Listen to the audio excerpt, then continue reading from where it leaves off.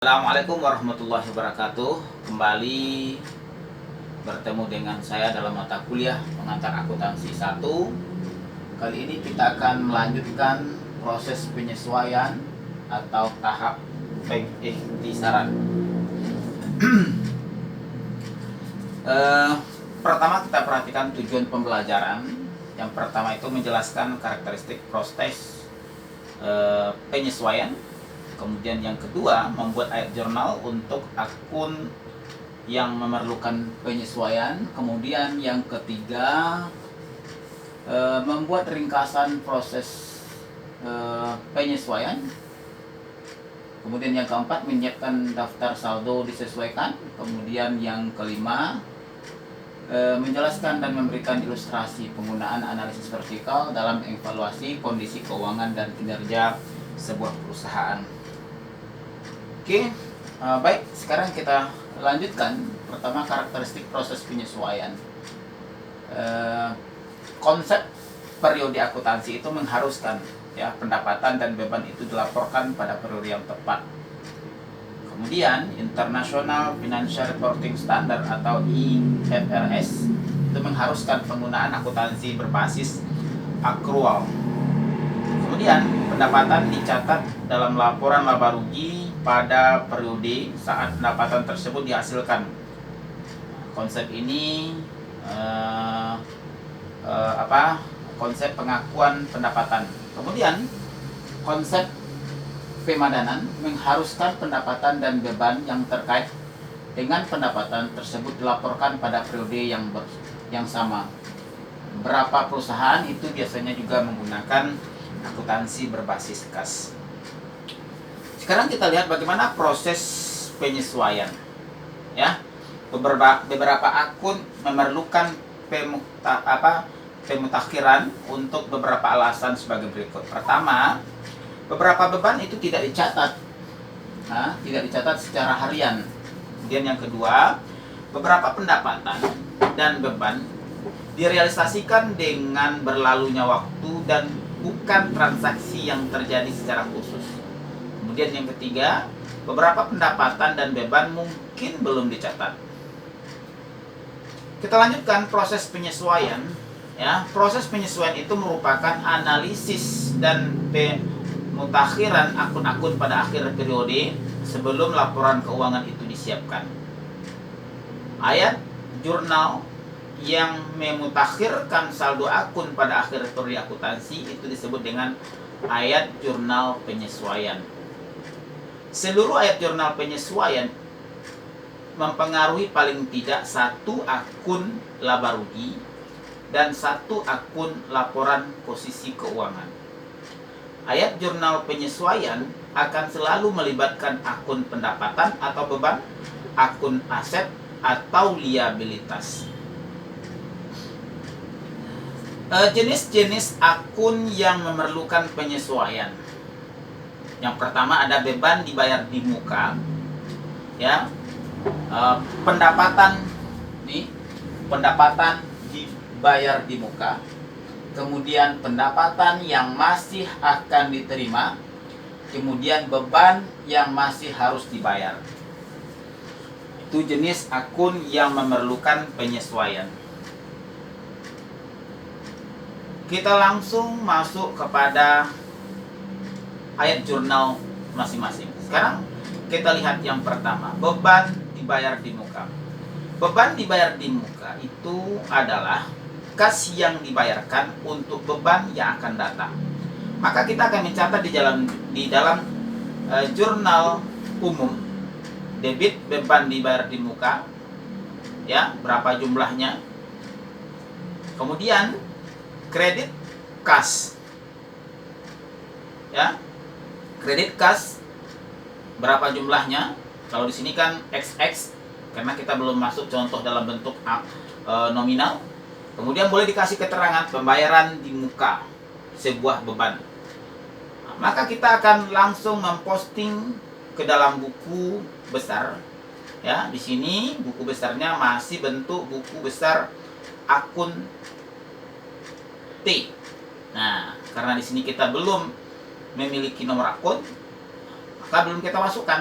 ada kas, ya, di kredit sebesar XX, kemudian beban dibayar di muka di debit sebesar XX. Oke.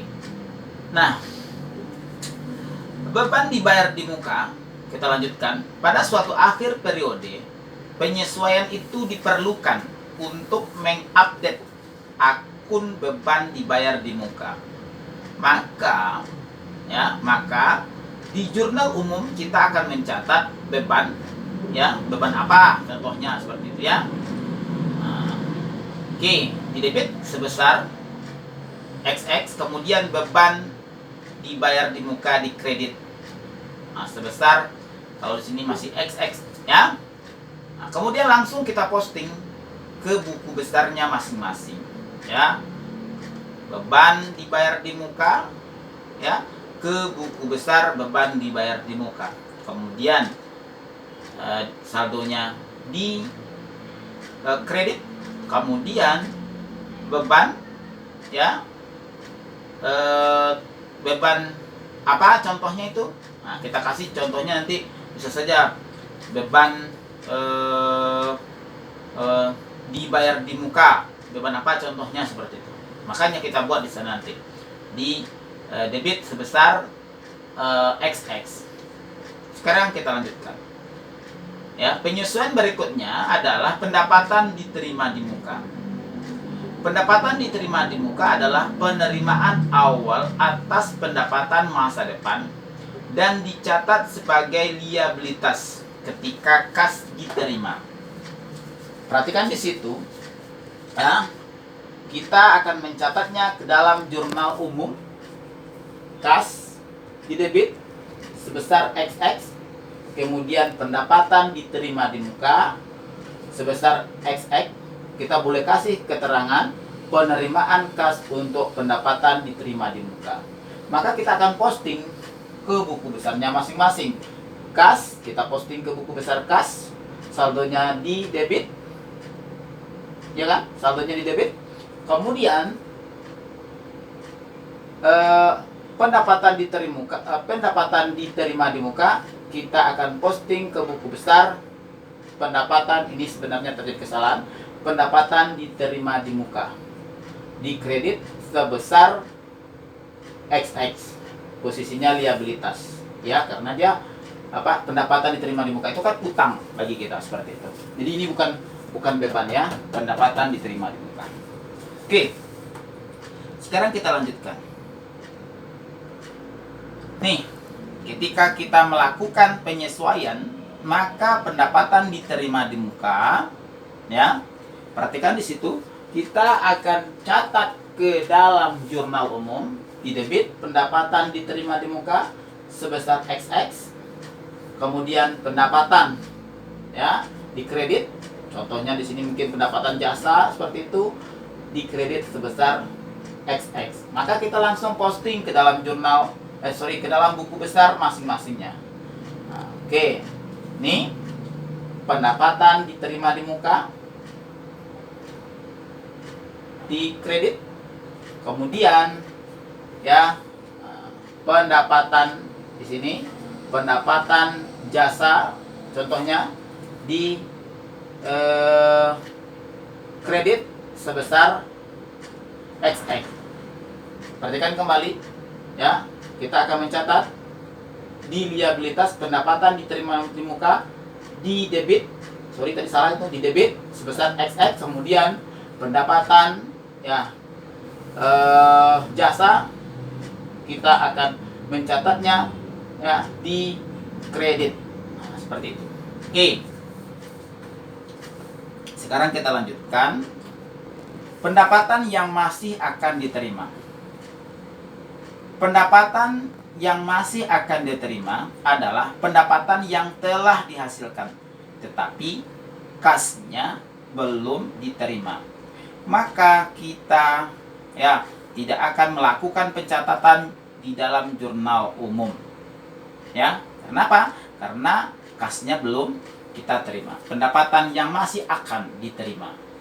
Oke. Nah, sementara untuk penyesuaiannya, ya, terhadap pendapatan yang masih harus diterima, ya, kita perlu melakukan penyesuaian. Ya, ini penyesuaian diperlukan untuk mengakui pendapatan yang masih akan diterima.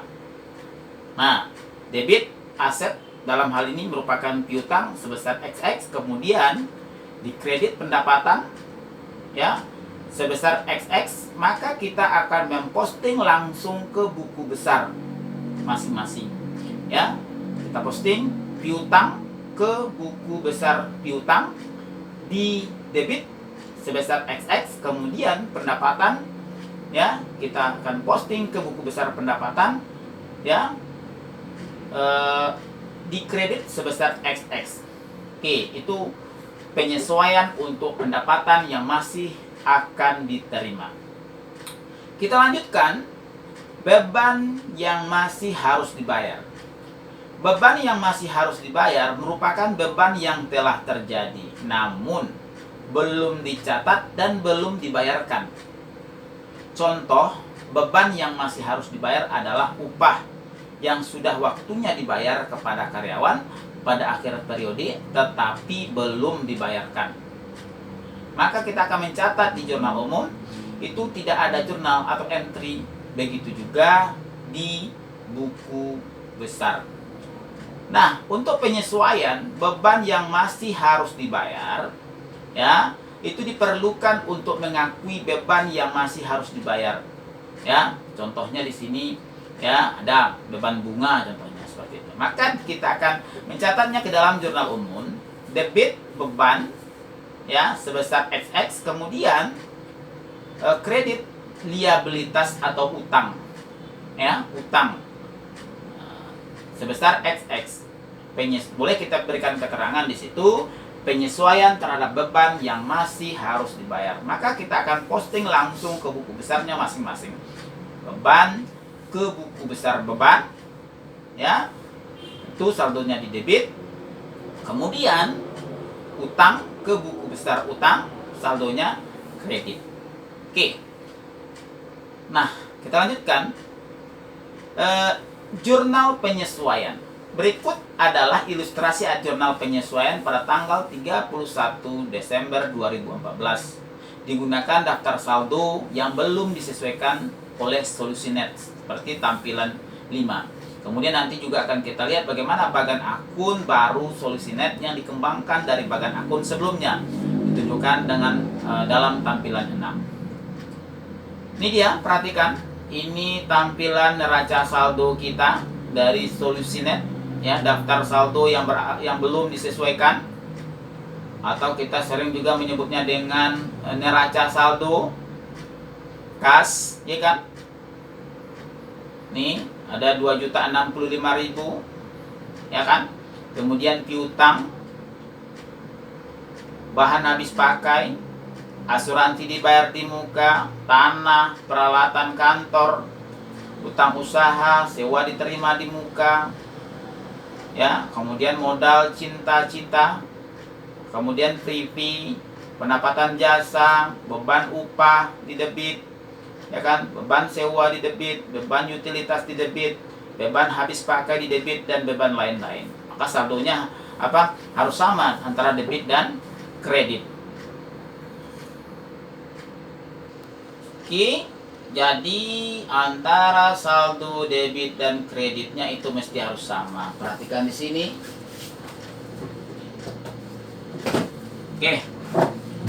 Ini bentuk tampilan bagan akun kita yang baru ya, akun laporan posisi keuangan. Di situ ada aset ya. 1 kas, 1-2 piutang usaha, 1-4 bahan habis pakai dan selanjutnya. Kemudian liabilitas ya, 2-1 untuk utang usaha sampai 2-3, kemudian begitu juga dengan ekuitas pemilik. Nah, ini untuk akun laporan laba rugi pendapatan, 41 pendapatan jasa, 42 pendapatan sewa. Beban begitu juga. Kemudian beban gaji 51, 52 beban sewa di muka. 53 beban depresiasi atau penyusutan sampai 59. Oke, nanti itu bisa dibaca saja. Kita lanjutkan. Nih kita sudah masuk contoh ya, contoh di sini. Beban dibayar di muka. Daftar saldo yang belum disesuaikan milik Solisinet menunjukkan saldo sebagai berikut. Bahan habis pakai 2 juta rupiah, asuransi dibayar di muka 2.400.000 rupiah. Masing-masing akun tersebut itu membutuhkan penyesuaian. Oke. Pada tanggal 31 Desember, jumlah sisa bahan habis pakai sebesar 760.000. Jumlah yang akan dipindahkan dari akun aset ke akun beban dihitung sebagai berikut. Beban habis pakai yang tersedia selama bulan Desember 2 juta rupiah. Dikurangi sisa bahan habis pakai per 31 Desember 2014 itu berjumlah 760.000 rupiah. Maka beban habis pakai yang digunakan ya itu merupakan jumlah penyesuaian adalah 1.240.000 rupiah. Maka kita akan menjurnal atau memasukkan ke dalam jurnal umum. Perhatikan di situ jurnal judulnya. Kemudian ini halamannya, jangan lupa halaman 5, kolom tanggal kita masukkan, ya kan? Nih 2014 Desember 31, beban bahan habis pakai 1.240.000. Ini tinggalkan dulu. Pos referensi ini tinggalkan dulu. Kemudian bahan habis pakai dikredit 1.240.000 rupiah. Boleh kita kasih keterangan bahan habis pakai yang digunakan 2 juta dikurang 760.000. Setelah itu kita posting ke buku besarnya masing-masing. Ya, kita posting bahan habis pakai. Bahan habis pakai berarti di aset, ya kan? Oke, aset. Oke, kita posting. Ini nama akunnya bahan habis pakai, nomor akunnya 14, ya kan? 14. Nah, saldo kita ada tadi 2 juta, ya kan? Kemudian ya, penyesuaian kita tadi ada 760.000 rupiah penyesuaian. Oke. Oke, maka pada tanggal 31 Desember ini ya, bahan bahan habis pakai kita di kredit sebesar 1.240.000. Kemudian kita akan mencatat beban bahan habis pakai, kita posting ke buku besarnya masing-masing. Sebelum kita lanjutkan, nomor akun dipindahkan ke pos referensi. Ya, pos referensi. Ini kalau dia bentuk akun T, buku besarnya. Tentu berbeda kalau dia bentuk 4 kolom atau 6 kolom. Oke. Sekarang kita lanjutkan. Beban habis pakai, nomor akun yang 55, saldo kita sebelumnya ada 800.000. Kemudian tanggal 31 Desember ya, penyesuaian 1.240.000, ya kan? Nah, oke. Sehingga saldo penyesuaian kita itu menjadi 2.040.000. Oke. Nah, setelah penyesuaian dicatat dan diposting, akun bahan habis pakai memiliki saldo debit sebesar 760.000. Saldo ini mencerminkan aset dan akan menjadi beban di masa akan datang. Ini dia.